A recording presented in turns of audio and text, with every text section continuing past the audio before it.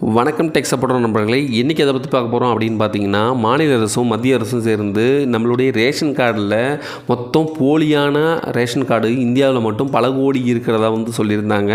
இதை கண்டுபிடிக்கிறதுக்காக என்னன்னு பண்ணாங்க பார்த்தீங்கன்னா, கேஒசி இன்னும் ஒரு அப்டேட் கொண்டு வந்திருந்தாங்க. அதாவது உங்களுடைய ரேஷன் கார்டில் உங்களுடைய தம்பு இம்ப்ரெஷன், உங்களுடைய கைரேகையை பதிவு செய்யணும் அப்படின்னு சொல்லி டிசம்பர் 31, 2024 வரையிலும் காலக்கெடு தமிழக அரசு கொடுத்திருந்தது. மாநில அரசு இது கொடுக்க விட்டாலும் தமிழக அரசு இதுக்கான காலக்கெடுவை கொடுத்துருந்தாங்க. இப்படி காலக்கெடு முடிந்த பின்பும் உங்களுடைய கேவிசி நீங்கள் அப்டேட் பண்ணாமல் இருந்தீங்கன்னா, அதாவது உங்கள் கைரேகையை பதிவு செய்யாமல் இருந்தீங்கன்னா உங்கள் ரேஷன் அட்டையில் உங்களுடைய ரேஷன் கார்டு கேன்சல் செய்யப்படும், அதாவது நிராகரிக்கப்படும் அப்படின்னு சொல்லியிருந்தாங்க. இப்போ நிராகரிக்கப்படுறதுனால என்ன ஆகும் அப்படின்னு பார்த்தீங்கன்னா, உங்கள் தமிழக அரசிலிருந்து கிடைக்கக்கூடிய இந்த ஒரு நலத்திட்ட உதவிகளும் நிவாரணங்களும் உங்களுக்கு சேராது அப்படின்னு ஒரு தெளிவான ஒரு அறிக்கையை ஒரு டிசம்பர் 31 வரையிலும் இதுக்கு முன்னாடி கூறியிருந்தாங்க. இப்போ டிசம்பர் 31 முடிஞ்சு இப்போ ஜனவரி 1 வந்துட்டோம்.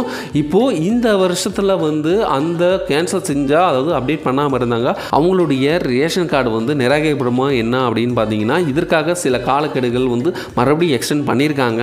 என்னன்னு பார்த்தீங்கன்னா, கூடிய சீக்கிரம், அதாவது மேபி எனக்கு தெரிஞ்சு இன்னும் 1 or 2 மந்த்துக்குள்ளே இது கம்ப்ளீட் பண்ணணும் அப்படின்னு சொல்லி கவர்மெண்ட் அரசு ஊழியர்களுக்கு கெடு கொடுத்துருக்காங்க. இதற்காக சிறப்பு முகாம்கள்லாம் ஆரம்பிக்கணும் அப்படிங்கிறதுக்காகவும் இது சொல்லியிருக்காங்க. இது என்ன ரீசனால அப்படி சொல்லியிருக்காங்கன்னு பார்த்தீங்கன்னா, இந்தியாவில் மட்டும் பார்த்தீங்கன்னா பல கோடிக்கணக்கான ரேஷன் அட்டைகளை போலியான ஆவணங்கள் கொடுத்து வாங்கியிருக்கிறதா ஒரு செய்திகள் வந்திருந்தது. இதற்காக கேவிசி அப்டேட் பண்ணியிருந்தாங்க. இந்த அப்டேஷன் சில மாநிலங்களில் எல்லா மாநிலங்களும் நடந்துகிட்டு இருக்கு. அந்த இதுவரையிலுமே பார்த்தீங்கன்னா நடந்ததில் 11 லட்சத்துக்கு மேற்பட்ட போலி அட்டைகள் கண்டுபிடிக்கப்பட்டிருக்கு. இது உடனடியாக நீக்கப்பட்டும் உள்ளது. இந்த போலி ரேஷன் கார்டுகளால் என்ன நடக்குது அப்படின்னு பார்த்தீங்கன்னா, தகுதி இல்லாத பல பேர் இந்த ரேஷன் கார்டுகள் வாங்குறதுனால தகுதியானவர்களுக்கு எந்த ஒரு அரசு நிலத்தட்ட உதவிகளும் கிடைக்கிறதில்ல அப்படிங்கிற ஒரே ரீசனுக்காக மட்டும்தான் இது பண்ணியிருக்காங்க. இந்த ரேஷன் அட்டைகள் எப்படி நிர்ணயிக்கப்படுகிறதுனா, அவங்களுடைய வருமானத்தை பேஸ் பண்ணி, அவங்களுடைய பொருளாதார சுமைகளை பேஸ் பண்ணி ரேஷன் அட்டைகள் ஒவ்வொரு மாநிலத்திலையும் வெரிஃபை பண்ணி கொடுத்துருக்காங்க.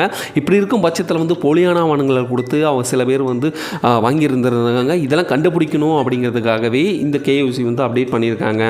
இப்போ என்ன நடக்குது அப்படின்னு பார்த்தீங்கன்னா, இதற்கான கேவிசி அப்டேட் பண்ணுறதுக்கு அவங்களுக்கு என்னென்ன தேவையான ஆவணங்கள் வேணும் அப்படின்னு சொல்லியிருக்காங்க. பார்த்தீங்கன்னா, ரேஷன் கார்டுகள் அவங்களுக்கு கண்டிப்பாக வேணும். அதுலேயே ஆதார் கார்டும் வேணும் அப்படின்னு சொல்லியிருக்காங்க.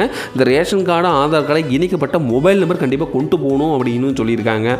உங்கள் கைரேகையை அங்கே ரேஷன் கடையில் போயிட்டு நீங்கள் எப்படி புதுப்பிக்கணும் அப்படின்னு பார்த்தீங்கன்னா, அங்கே கைரேகையை பதிவு செய்யக்கூடிய இயந்திரத்தல் மூலயமா அவங்ககிட்ட கூறி அவங்கக்கிட்ட கைரேகையை நீங்கள் பதிவு செய்துக்கோங்க.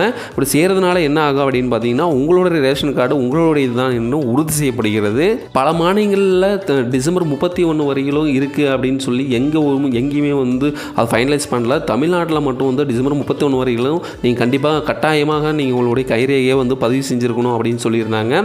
அது இப்போ சில மாதங்கள் எக்ஸ்டெண்ட் பண்ணியிருக்காங்க. அதற்காக நீங்கள் என்ன பண்ணுறீங்கன்னு பார்த்தீங்கன்னா, நாளைக்கே போயிட்டு நீங்கள் உங்களுடைய ரேஷன் கடையில் போயிட்டு உங்களுடைய கைரேகையை நீங்கள் பதிவு செஞ்சுக்கோங்க. நான் கூறிய இன்ஃபர்மேஷனும் கண்டிப்பாக உங்களுக்கு யூஸ்ஃபுல்லாக இருந்திருக்குன்னு நினைக்கிறேன். தேங்க்யூ ஃபார் வாட்சிங்.